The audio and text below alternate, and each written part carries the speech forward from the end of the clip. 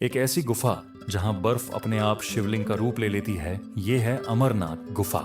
कहा जाता है कि यहाँ भगवान शिव ने माता पार्वती को अमृतत्व का रहस्य बताया था। हर साल इस गुफा में बर्फ से शिवलिंग बनता है और सबसे हैरानी की बात यह है कि इसका आकार चंद्रमा के साथ बदलता है। लेकिन सवाल ये है, बिना किसी इंसान के हाथ लगाए ये शिवलिंग खुद कैसे बनता है? क्या ये सिर्फ प्रकृति का चमत्कार है या भगवान शिव की शक्ति? नमस्कार दोस्तों, आज हम बात करने वाले हैं अमरनाथ गुफा के उस रहस्य के बारे में जो सदियों से लोगों को हैरान कर रहा है। मेरा काम है आपको ये रहस्य बताना और आपका काम है इस वीडियो को लाइक करना। अमरनाथ गुफा का इतिहास हजारों साल पुराना माना जाता है। इसका उल्लेख प्राचीन ग्रंथ नीलमत पुराण में मिलता है, जो कश्मीर के सबसे पुराने ग्रंथों में से एक है। इतिहासकारों के अनुसार यह गुफा प्राचीन काल से ही एक पवित्र तीर्थ स्थल रही है। कहा जाता है कि यहीं पर भगवान शिव ने माता पार्वती को अमृतत्व का रहस्य बताया था, एक ऐसा रहस्य जिसे सुनकर कोई भी अमर हो सकता था। इसलिए भगवान शिव नहीं चाहते थे कि यह ज्ञान किसी और तक पहुंचे और इसी कारण उन्होंने इस गुफा तक पहुंचने से पहले अपने सभी साथियों और वाहन को रास्ते में ही छोड़ दिया। कहते हैं कि उन्होंने नंदी बैल को पहलगाम में, चंद्रमा को अपने सिर से अलग किया और यहाँ तक कि अपने गले के सांप को भी त्याग दिया ताकि कोई भी इस रहस्य को न सुन सके।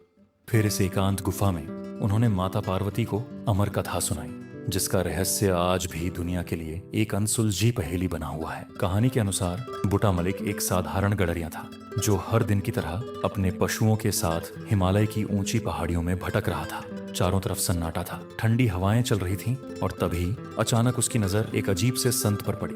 उस संत ने बिना कुछ कहे उसे कोयले से भरी एक थैली दे दी और रहस्यमयी मुस्कान के साथ वहां से गायब हो गया। बूटा मलिक हैरान था, लेकिन वह उस थैली को लेकर अपने घर लौट आया। जब उसने थैली खोली तो उसके होश उड़ गए, क्योंकि वो साधारण कोयला अब चमकते हुए सोने में बदल चुका था। वह घबराकर तुरंत उसी जगह वापस गया, लेकिन इस बार वहां कोई संत नहीं था, सिर्फ एक गुफा थी, एक रहस्यमय, शांत और अंधेरी गुफा।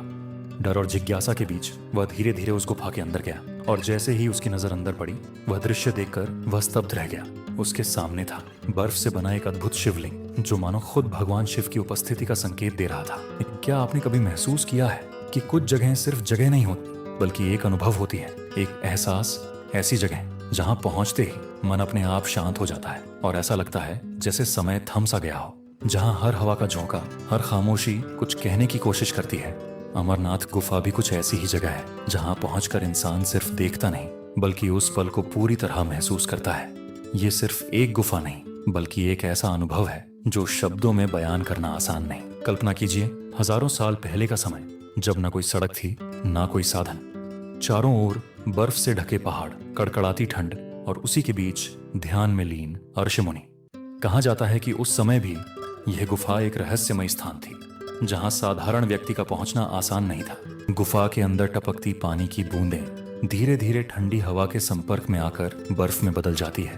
हर एक बूंद समय के साथ जमती जाती है और बहुत ही शांत तरीके से एक आकृति का निर्माण करने लगती है और फिर वही बर्फ धीरे धीरे एक शिवलिंग का रूप ले लेती है।